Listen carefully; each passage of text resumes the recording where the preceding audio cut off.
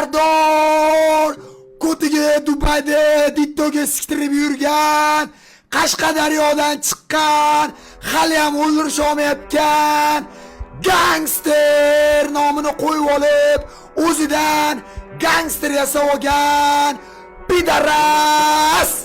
Qaranglar. Bemalol uraversan. Qaranglar, eshitinglar.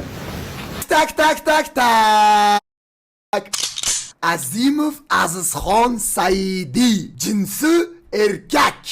Mana shu joyiga pidaras deb yozib qo'yishga qonuniy ruxsat etilganda Azimov Azizxon Saidi pidarazi bo'lardi birinchi bo'lib O'zbekistonda. Tug'ilgan sanasi 1992 15-aprel. Bu pidarazi o'zi 1-aprelda xato bo'lib, hazil bo'lib tug'ilishi kerak bo'lgan edi.